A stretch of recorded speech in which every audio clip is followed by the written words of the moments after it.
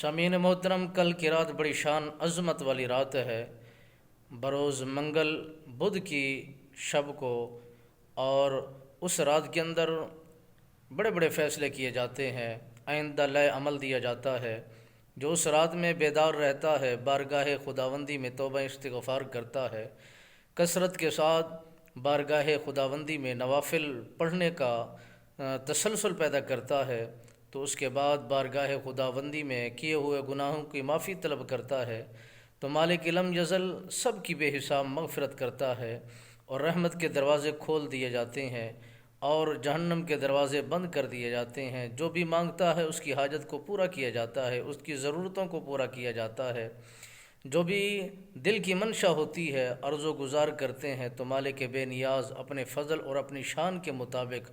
ان کی جھولیوں کو، ان کی مرادوں کو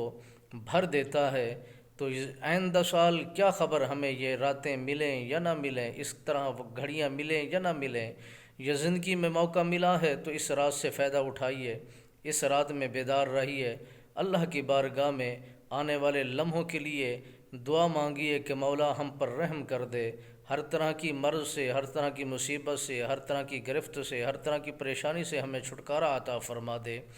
مانگنا تو انسان کا کام ہے، عطا کرنا مالک بے نیاز کا کام ہے۔ جب انسان مانگے گا تو وحدہ لا شریک اپنی شان کے مطابق، اپنی رحمت کے مطابق اور اپنے بہت بڑے نام کے مطابق وہ عطا کرنے والا ہے، مرادوں کو پورا کرنے والا ہے، جھولیوں کو بھرنے والا ہے۔ وہ مہربان رب ہے،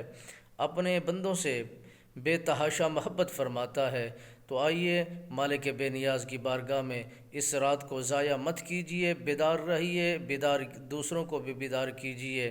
تو مالک بے نیاز ہر کسی کی حاجت کو پورا کرے گا۔